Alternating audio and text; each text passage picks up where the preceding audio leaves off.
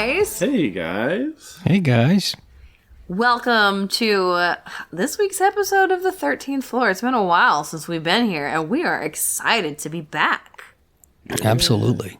Yeah, we had a whole bunch of life happenings. James tried to die on us. Yeah, James, it was quite the ordeal with James. Yeah, that was nuts.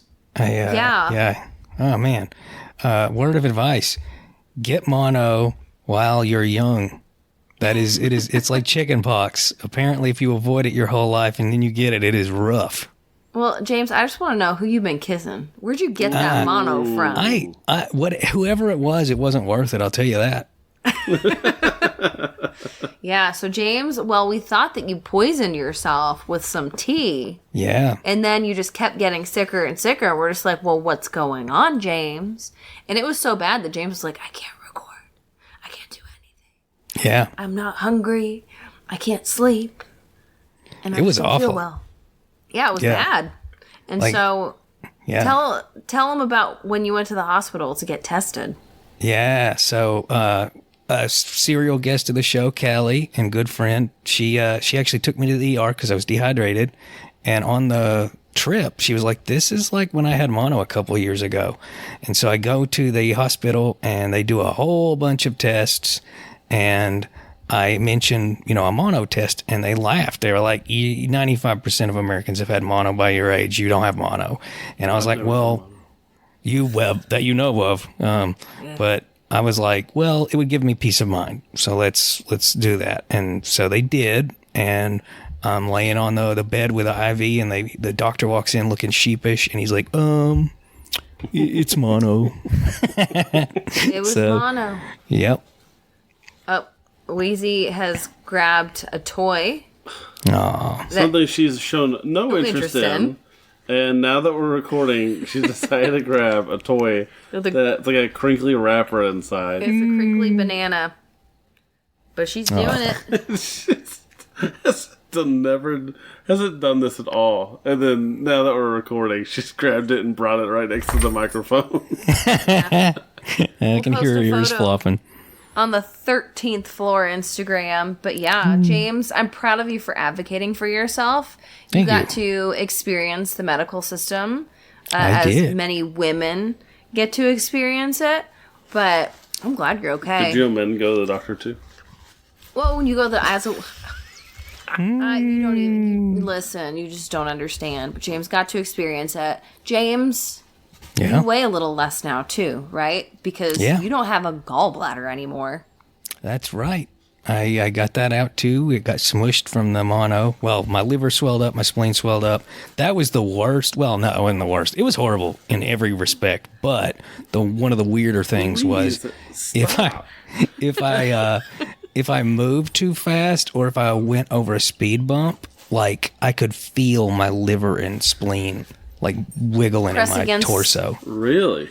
It was weird. That's nasty, James, but I'm glad that you got it fixed. Me too.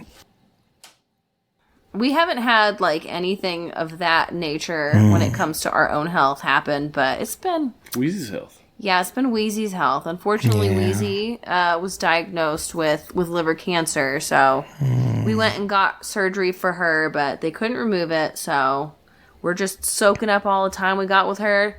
That's why we're not telling her to drop the banana. Yeah. She has free reign. Yeah, she has free reign. Sorry, guys. If she starts walking around and clacking her little paws on the ground, you're just going to have to deal. Yeah. I have no heart to tell her, stop the clicking. Full agreement. But listen, I don't mean to drag down I guess we just want you guys to know what's been going on with us and why we haven't been around. But we are excited to be back, especially now that James is feeling so much better. And I don't know about you, but I'm excited to talk about our topic today. Alex, what are we talking about? Aliens. Aliens. He had to think about it for a second. Well, it was like three topics that are loosely related about aliens. So it's like that's the core. Yeah, but the core is aliens or not. Yeah, we'll see. You decide. Yeah, you have to tune in to find out. But James, what's our icebreaker today? Yeah. Well, we've done a lot of alien icebreakers, so I'm less. It's not going to be as topical because we've come back from a long hiatus. I'm curious. I've already answered mine. What's the worst illness you've had? James was mono. Yeah. Oh, easily. Goodness. The worst illness. I feel like it's been a while since I've had something super notable, but I have, in recent years, started to have worse headaches when I get sick. Because the kids always bring stuff home. You know? Oh, yeah. But I haven't had to be hospitalized with, like, anything that I can remember. But I did I did have to have a C-section. That's the most intense thing that I've had happen to me. Sure. Yeah, I had to have 3 C-sections, actually. But the cool part about it is that I have 3 babies, and I've never once experienced a true contraction. So I consider that a win. Mm-hmm. Yeah. There Alex, you what go. about you? I think mine is definitely the first time I had food poisoning. Knew it was going to be a yeah. food poisoning story, yeah. Yep. First time I had food poisoning, I ended up going to the hospital, and definitely the most pain I've been in while sick. I will say that even though I didn't go to the hospital, last year when I got the flu and then I got pneumonia, that was the worst shape I've been in for a long period of time. Yeah. So that's the only thing that, like, compares. Those follow-up pneumonias that you get after you get over the flu can be rough. I mean, that flipping race car driver, that was crazy. Yeah. I don't know if you guys saw that, Oh, yeah, but yeah, Kyle Busch, like, that's crazy. Well, Alex also has asthma. So it's like when Yeah. there's anything involved with his lungs, it's not good. So, Yeah. but he That was- survived it Twice twice. Yeah. last year. Yeah, Alex has had more bad luck when it comes to health in But, recent years. But we I'm always doing- say it has become a running joke in our house that if he starts to feel ill, almost it's so country, ill, Ew. our kids always ask him, "Were you eating at QT?" The gas station here. If someone doesn't have one in their region, but Yeah, it's I don't eat at the gas station anymore. he's learned his lesson. I've had to give it up, and every day is a little darker than the last. But you know what else is dark? Nighttime. Alien conspiracy cover-ups. Yeah. Yeah. Yeah, and it's like almost at this point, are they really covering it up? James, do you want to kind of tee up our topic today? Sure. Yeah. I mean, this was requested because the DOJ released a lot of alien files. And of course, now we also know that aliens.gov was just a big troll and not anything to do with extraterrestrials. But still, a lot of things has been released lately, and we're gonna delve into some of that. Yeah, and I'm going to start us off today because there's a movie that's going to be coming out on June 12th that I'm sure everybody has seen commercials for. It's Steven Spielberg's next movie, Sheep Detective. Just kidding. Disclosure Day, and it's got that really creepy little trailer with Emily Blunt where she's like... I hate it. I really don't like it. It makes me feel uncomfortable, but... It's like it's supposed to or something. I know. That's the whole purpose of it. Aliens, like, full transparency, the idea of them really freaks me out. So when I saw that trailer, I was like, hell no. I'm not seeing that. I'm not going to put that in my brain. But this movie, if you haven't seen it, just pause the podcast right now. Go watch a trailer, and you can see what we're talking about. They kept it incredibly under wraps as to what the movie was about for a very long time. But then just within the past couple of weeks, Emily Blunt came out and was basically like, okay, the idea is that there are aliens. And there's a whistleblower who wants to tell the world and disclose to the world, Disclosure Day, that these aliens actually exist. And the government agency does not want the whistleblower to do this. If you watch the first trailer, that's pretty clear. You have an idea, but they also said that the trailer, the first trailer is not even the first 30 minutes of the movie. A lot supposedly happens in this movie. It's getting good reviews online. Alex is excited to see it. Are you going to go see it, James? Oh, I certainly will. I mean, speaking of movies, when when the DOJ announced that the 4 races of aliens that we covered in a previous episode, the reptilians, the mantises, the greys, and the Nordics, they said they were real.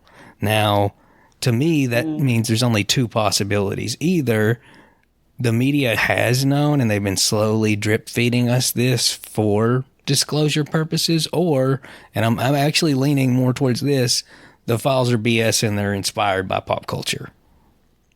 I want to go ahead and say it. I didn't see these files. James. I didn't see these reptilian files. Yeah, they said there's reptilians, mantises, greys, and Nordics, that they're real. Yeah, I have no idea. I guess that when it comes to all of these people who are sharing their experiences that they've had with aliens, like, true experiences, the consistency in how they describe them is always a little bit like, that's interesting. But at the same time, these stories come out and it's like, John says he saw a mantis. Well, guess what? I saw a mantis too. Ha. So I don't know. But there are conspiracy theories and researchers who are coming forward about this movie, and they're saying that it's a soft launch for a true disclosure day that's going to be coming within the next couple of years.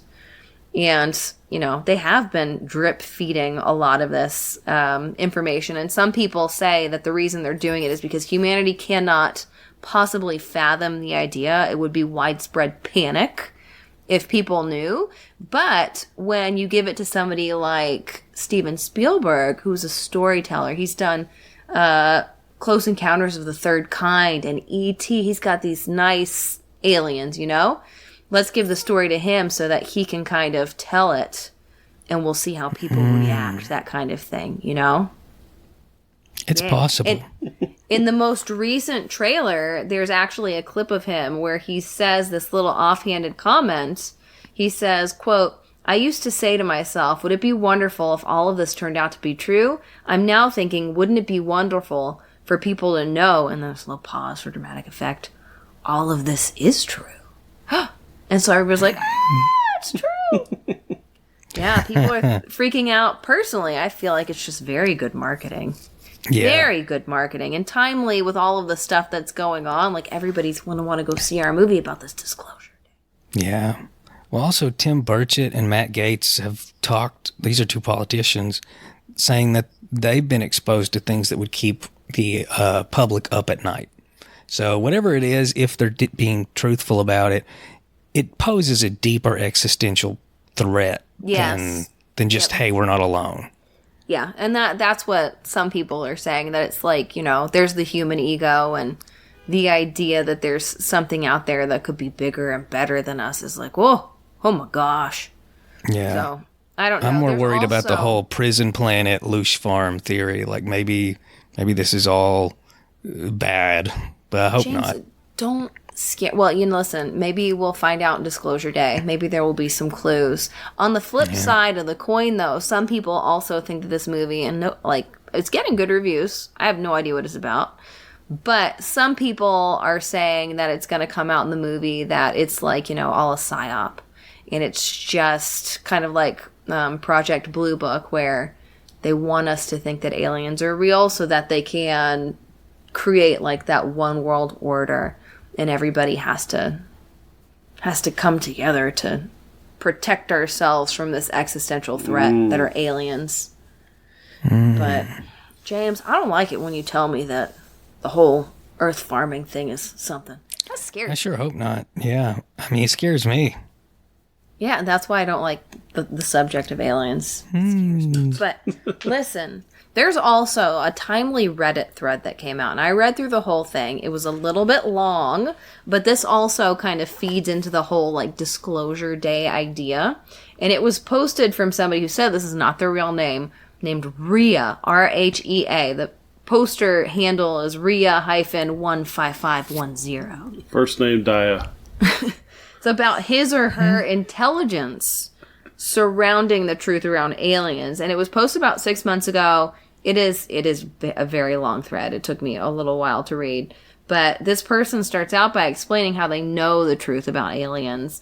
in that it's they were in the military, obviously, and they're an expert in electro-optics, which I think is like lasers and stuff.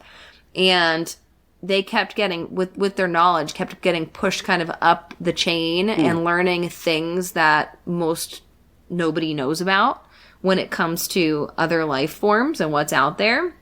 And one thing that this poster said was that there's something called the Council, and it is a group of advanced non-human creatures or entities, aliens, that basically they found Earth with their technology that they have, which is like thousands of years more advanced than we have, and we're an experiment. It's kind of like, oh, we want to observe and see how these humans are going to live, but at the same time, they also said that we were, we could be nice to each other, but humans are also somewhat violent. So, like, we're going to take a whole group of these humans and put them on another planet. And it was kind of like their experiment. And they're called the Erids, E-R-I-D-S. And the whole idea was that we're going to give them everything that they need in order to live a happy, whole life. So they don't have to worry about scarcity or any of this stuff. And then we're going to see, like, the control group on Earth and see what they do. And so these Erids, supposedly, it says that they are thousands of years more advanced than we are. And people, they say the government doesn't want us to know that because it could indicate that, like, capitalism isn't the way. And that there's this whole secret. And that's why they're keeping it back. Because they don't want the world here to crumble. But they also said later on, and again, it's a very long thread, they said that there's also some enemies of the Council from another world that they studied or did something to, I don't know. But they're like bug-like aliens. And they want to just come and mess up the Council's experiment. So they're headed to Earth right now. And they're not as advanced as the Council, so it takes them a while to get here. But they're on their way, and it says they're going to arrive by 2027. And so some people think that this movie is hey, you need to come together as an Earth to protect yourselves from these aliens that are coming in 2027. Oh my gosh, it scared me. But yeah, I don't know. Like, an interesting thing about this thread is that the person that posted it got shadow banned almost immediately after they posted it. Ooh. And so people were trying to talk to him, and there's a whole bunch of comments. It's spurring conversation. One of the biggest questions that people ask is, like, if the Council knows that these aliens are coming, why don't they just take care of them before they get to Earth? But poster, before he got banned, said, they want to see how we're going to react. So they're basically giving us technology to help advance us quickly so that we can have a fighting chance against the aliens. So I don't know. It's freaky. Interesting. But yeah, when it comes to weapons, though, there have been some murmurings that in the past there have been aliens who have prevented nuclear attacks around the world. Right, James? You told me that. You texted me and said, Cece, did you know this? And I said, no. Yeah. Yeah. Alex is going to talk about that today. Alex? Yes. All right. Are you ready? I think so. I'll bring everybody down before they're brought back up by James. Yeah. I guess depend on how you like your conspiracies. All right. Okay. So, James is actually the one that gave me this idea. It was something he just mentioned offhand. I don't know, months ago, I guess at this point. And it was something that I hadn't heard about. And this is the March 1967 Maelstrom AFB event. Now, this event is when, in this, as it implies, 1967. This is an event, though, where we had a bunch of ICBMs, so intercontinental ballistic missiles, that were ready to be launched, and they suddenly went offline when something was seen overhead, implying that these big old missile bombs were being affected by spacecraft, and maybe, just maybe, it was telling us, don't do it. Be nice to each Don't other. blow somebody up. Don't do it. Yeah. We've come from far away to mess with your stuff a little bit. And this gained traction, and with the recent developments over the last month, it's kind of resurfaced again. Because a lot of the documents that were released, some of them are new. Most of them are just kind of repackaged documents. And James read all of them. Easier. He read every single one of them. But what happened with this UAP event is they were sitting there looking at with these ICBMs ready to go, and then suddenly all 8 of them go offline. Whoa. Whoa is right. Very strange. And some people at the time report seeing something in the sky.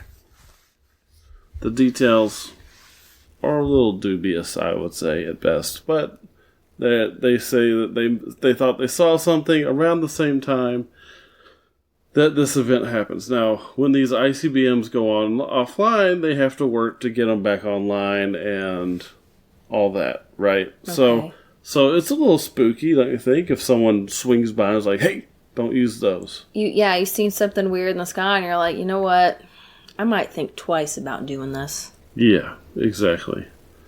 So when these things shut down, they have to reactivate them and get them back up and running.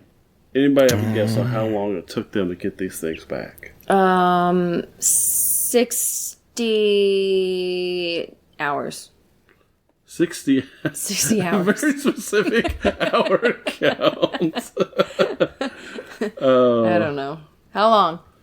It took them 10 to 40 seconds to get these things back online. So this advanced weaponry only put them down for a few seconds. I overguessed.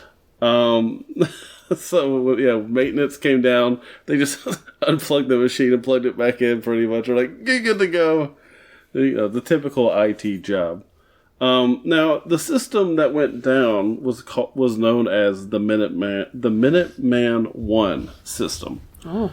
Now, as the name implies, though, the One, it's the first iteration of a brand new system that was also known at the time to be very sensitive to electrical transients, is what they call them. So these are like noise within the voltage. So like a voltage spike or anything that's irregular within the electricity can trigger something within the Minuteman I. Okay.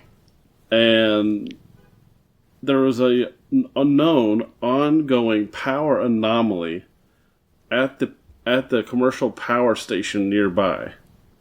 What if the anomaly was caused by the big old thing in the sky? It could have been.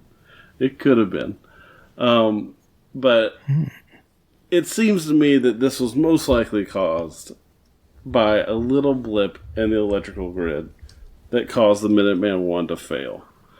Causing all of these missiles that are part of a program called Echo Flight to shut down. Okay. And come back on within 10 to 40 seconds.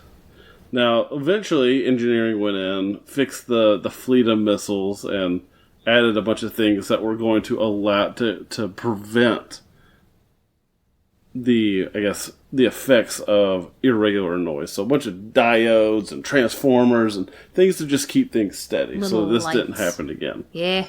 Yes. Now, the same Air Force that this happened to also had been stating that there were rumors of UFOs in the area that happened during this fault. Like, they came and did an investigation, and they said that, I don't know how you could really technically do this, disprove that there were any UFOs in the area. So they said that in their investigation disproved that there was anything there. Now, that being said, I will say that some of the explanations for what this possible visible thing is are a little wacky. apparently in 2025, the Pentagon claimed that the incident resulted from a classified electromagnetic pulse, or an EMP, test that was done to evaluate the silo resilience against nuclear attacks. So that's pretty interesting. But I feel like an EMP would have fried things a lot more than it did. Or it was a bad EMP. Or the facility was actually well guarded. But that explanation was really weird to give. And it's really weird that in 2025 we got that explanation. I believe that... So, a lot of people that investigated, and there's a guy named Brian Dunning who investigated this story, and the issue with his investigation, though, is we're talking 40, 50, 60 years later, so these are really old recollections of what happened, right? Yeah. But most of it, he said, in his investigation, he found that it involves a lot of honest memory conflation, in his words, that mixes two events together. Some of the stuff that happened that people said that they saw or did not see happened on March 16th, and then other stuff happened on March 24th. And so people are mixing things that happened on two different dates. Noticeably, the logs on the engineering report that tie the major Echo flight malfunction actually occurred on March 16th, not March 24th, when some of the people spotted the glowing reddish hovering.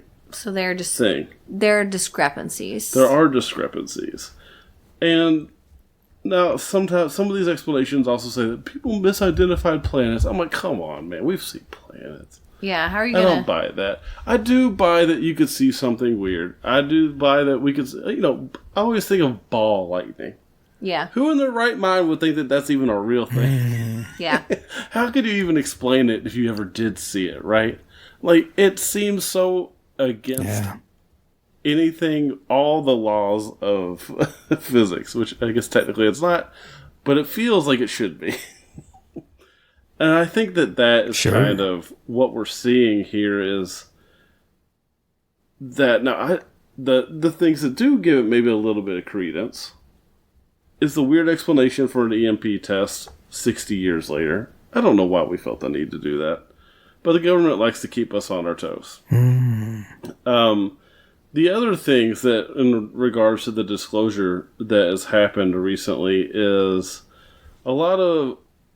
we saw some new videos and stuff that were initially, while we viewed them, they were really odd.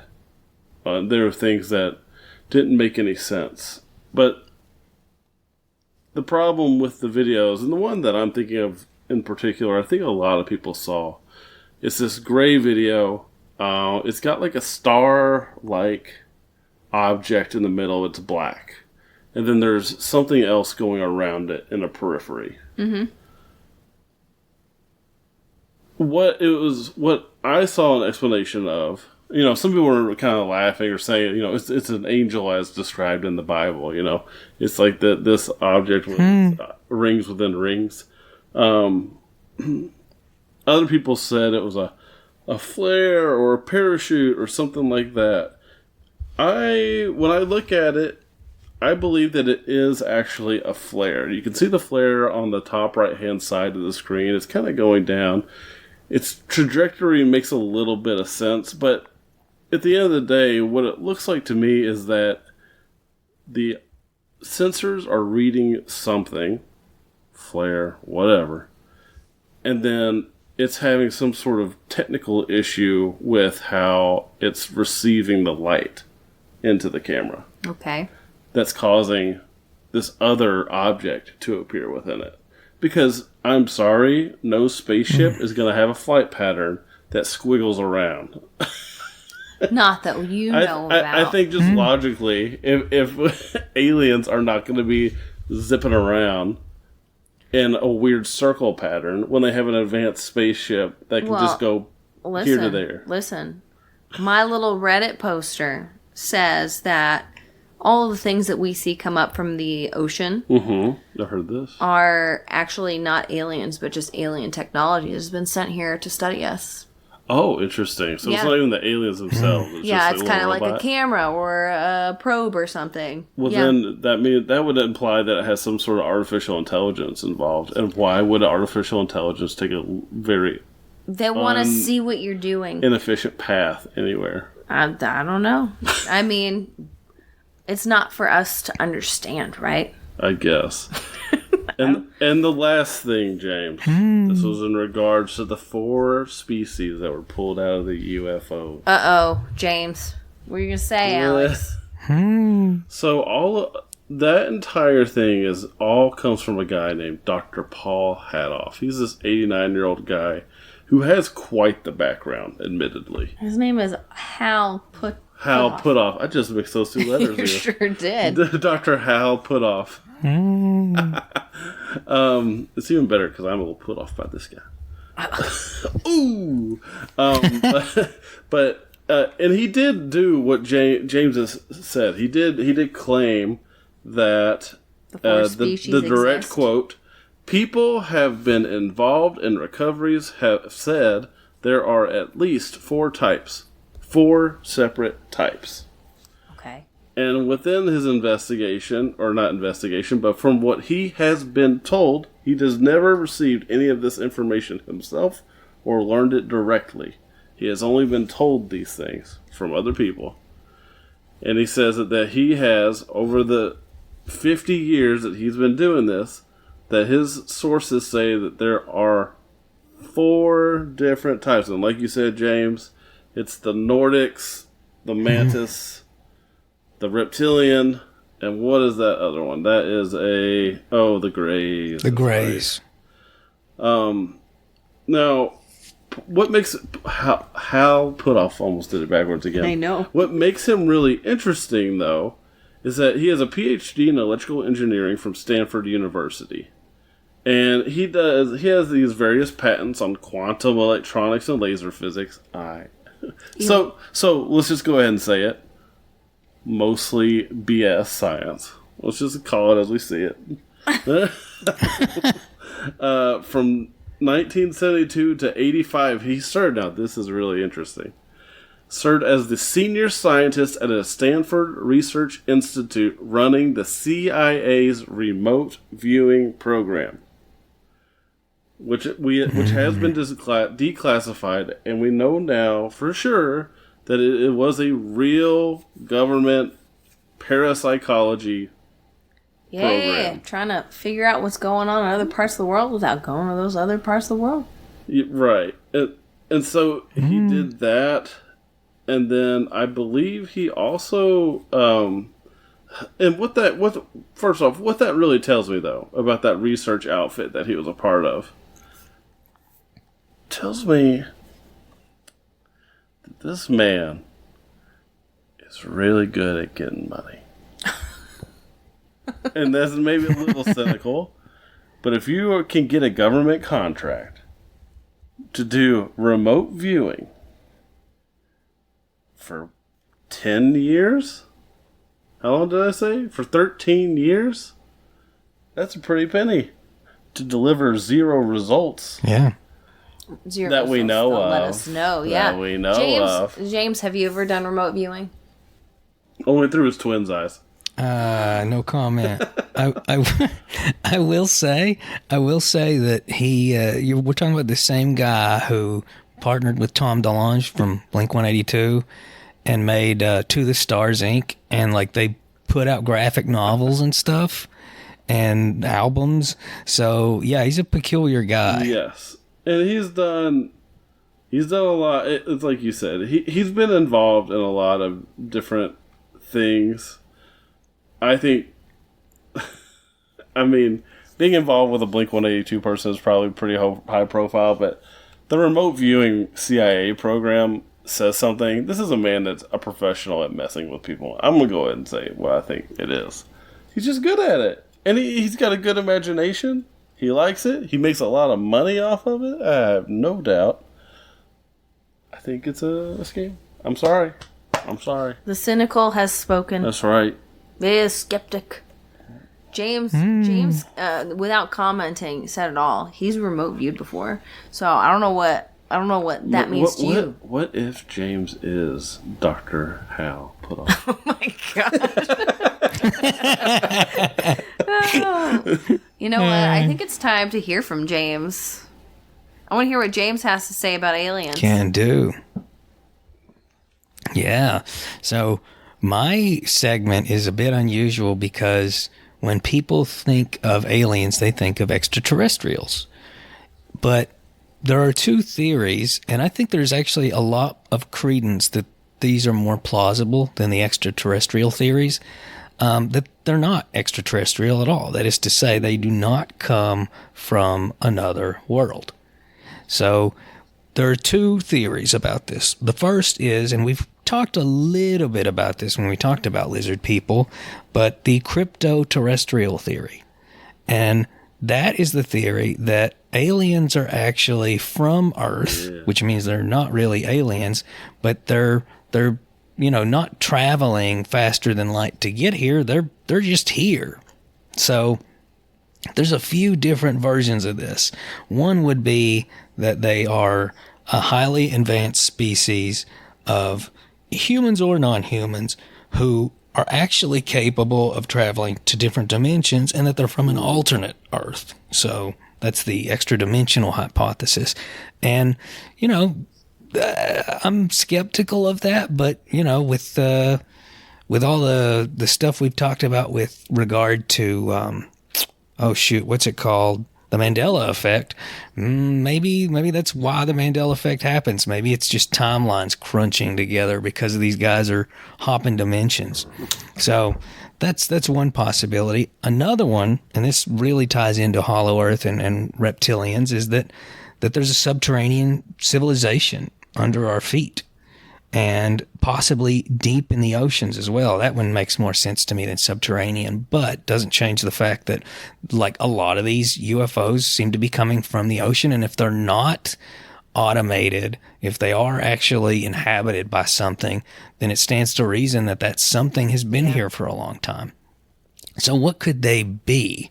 Well, they could be a species that evolved distinct from us, maybe even not even hominids. And if that's true, the really freaky thing about that, especially if they did evolve from, for example, dinosaurs, that means that the old, terrible Super Mario Brothers movie, not the new one, is a documentary. So that's a very distinct possibility. King Koopa's real. That being said,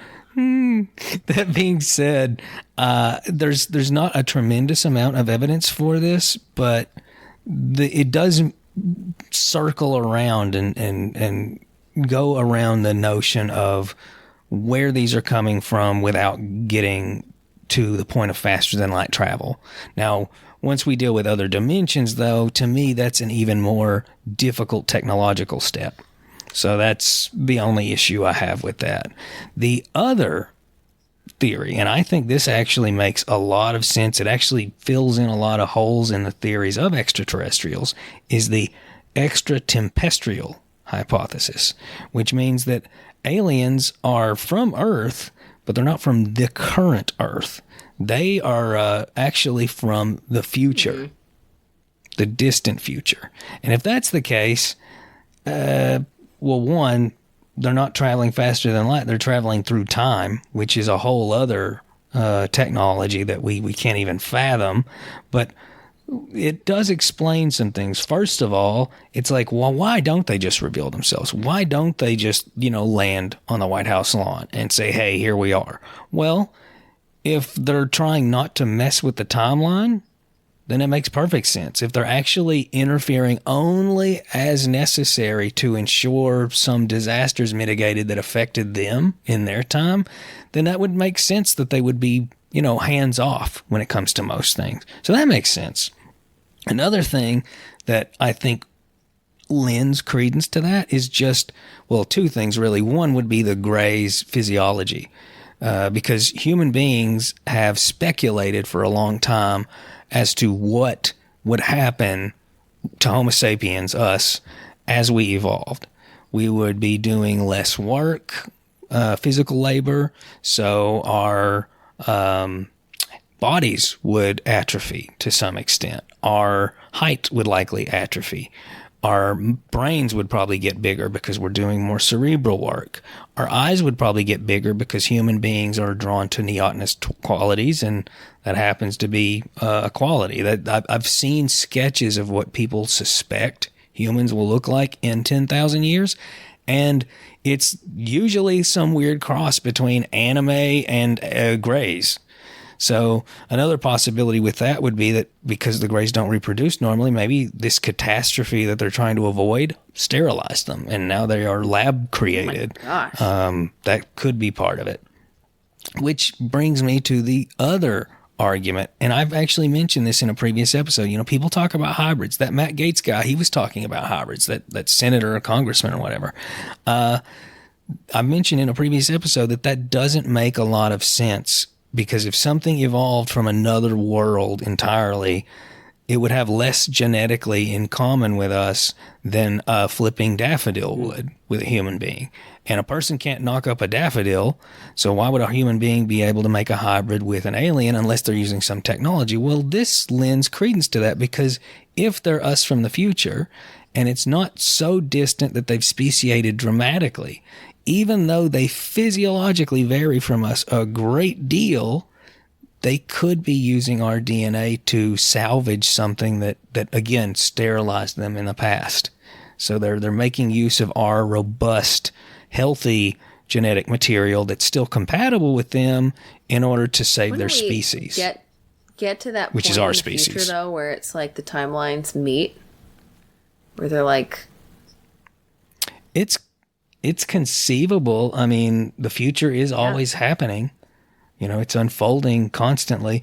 Now, that would be a while, but it is interesting. And it's also interesting that a lot of abductees, you know, they're not doing anything malevolent. I mean, there are plenty of malevolent abduction stories, which, again, a lot of those I think are sleep paralysis. But some abductees are saying that they took, you know, skin and hair samples and genetic samples, things like that. To me, it does sound like they're looking for genetic populations that are compatible with them. And if that's the case, then the extraterrestrial hypothesis makes sense, because, again, they're traveling from the future to save their time, utilizing our genetics and possibly interfering with the things that led to whatever cataclysm destroyed them or caused irreversible issues for them. I'm just trying to wrap my mind around this, because it is very complex, and I don't like the idea of us evolving into Greys. Yeah, no, that's fair. I mean, at some point we got to become something. It's just a question of what.